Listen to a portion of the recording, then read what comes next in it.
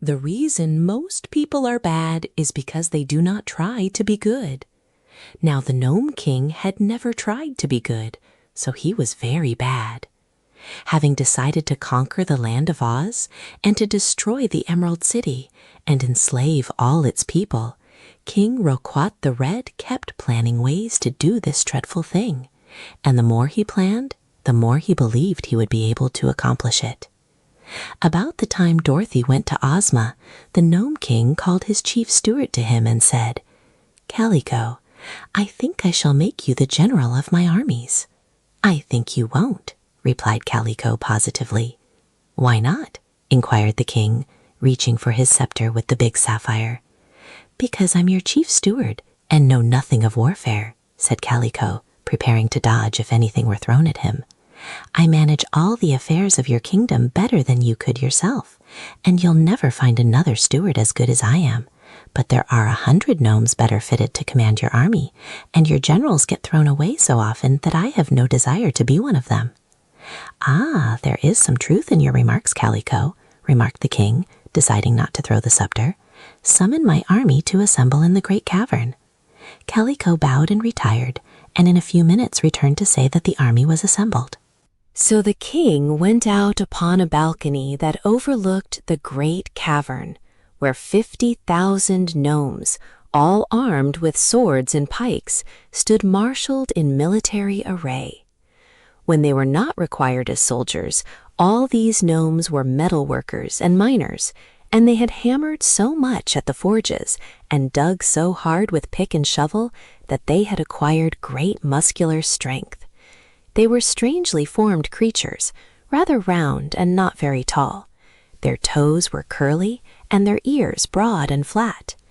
In time of war, every gnome left his forge or mine and became part of the great army of King Roquat. The soldiers wore rock-colored uniforms and were excellently drilled. The king looked upon this tremendous army, which stood silently arrayed before him, and a cruel smile curled the corners of his mouth, for he saw that his legions were very powerful. Then he addressed them from the balcony, saying, "I have thrown away General Blug because he did not please me, so I want another general to command this army. Who is next in command?" "I am," replied Colonel Crinkle, a dapper-looking gnome, as he stepped forward to salute his monarch. The king looked at him carefully and said, "I want you to march this army through an underground tunnel, which I am going to bore, to the Emerald City of Oz. When you get there, I want you to conquer the Oz people, destroy them and their city, and bring all their gold and silver and precious stones back to my cavern. Also, you are to recapture my magic belt and return it to me. Will you do this, General Crinkle?" "No, Your Majesty," replied the gnome, "for it can't be done."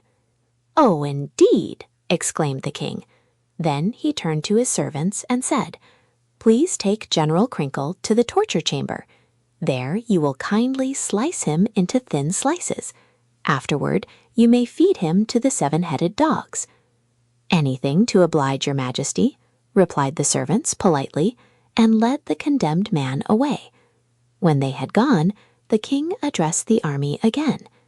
"Listen," said he, "the general who is to command my armies must promise to carry out my orders. If he fails, he will share the fate of poor Crinkle. Now then, who will volunteer to lead my hosts to the Emerald City?" For a time, no one moved, and all were silent. Then an old gnome with white whiskers so long that they were tied around his waist to prevent their tripping him up, stepped out of the ranks and saluted the king. "I'd like to ask a few questions, Your Majesty," he said. "Go ahead," replied the king. "These Oz people are quite good, are they not?" "As good as apple pie," said the king. "And they are happy, I suppose," continued the old gnome. "Happy as the day is long," said the king. "And contented and prosperous?" inquired the gnome. "Very much so," said the king. "Well, Your Majesty," remarked he of the white whiskers, "I think I should like to undertake the job, so I'll be your general. I hate good people. I detest happy people. I'm opposed to anyone who is contented and prosperous. That is why I am so fond of your Majesty. Make me your general and I'll promise to conquer and destroy the Oz people. If I fail, I'm ready to be sliced thin and fed to the seven-headed dogs." Very good indeed. That's the way to talk," cried Rokat the Red, who was greatly pleased. "What is your name, General?" "I'm called Guff, your Majesty." "Well, Guff, come with me to my private cave and we'll talk it over." Then he turned to the army. "Gnomes and soldiers," said he, "you are to obey the commands of General Guff until he becomes dog feed.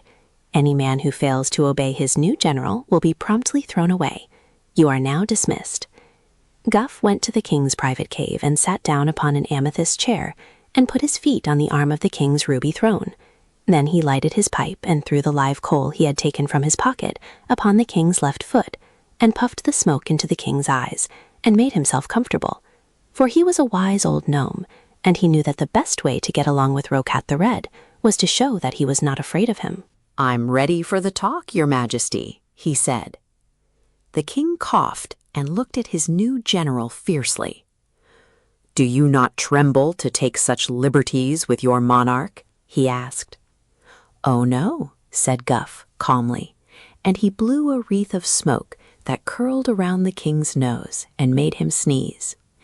"You want to conquer the Emerald City, and I'm the only gnome in all your dominions who can conquer it, so you will be very careful not to hurt me until I have carried out your wishes.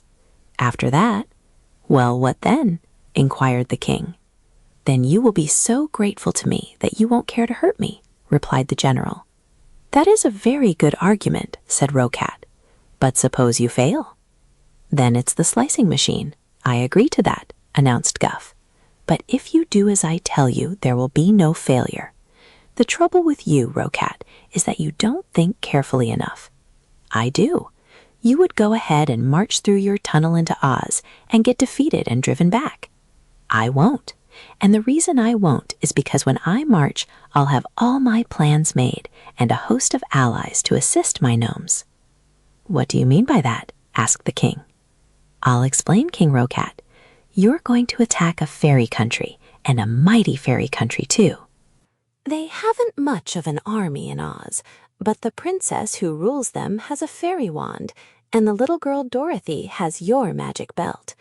And at the north of the Emerald City lives a clever sorceress called Glinda the Good, who commands the spirits of the air. Also, I have heard that there is a wonderful wizard in Ozma's palace who is so skillful that people used to pay him money in America to see him perform. So you see, it will be no easy thing to overcome all this magic. We have 50,000 soldiers," cried the king proudly. "Yes, but they are gnomes," remarked Goof, taking a silk handkerchief from the king's pocket and wiping his own pointed shoes with it. "Gnomes are immortals, but they are not strong on magic. When you lost your famous belt, the greater part of your own power was gone from you. Against Ozma, you and your gnomes would have no show at all." Rokat's eyes flashed angrily. "Then away you go to the slicing machine," he cried. "Not yet," said the general, filling his pipe from the king's private tobacco pouch. "What do you propose to do?" asked the monarch. "I propose to obtain the power we need," answered Goof. "There are a good many evil creatures who have magic powers sufficient to destroy and conquer the land of Oz. We will get them on our side, band them all together, and then take Ozma and her people by surprise.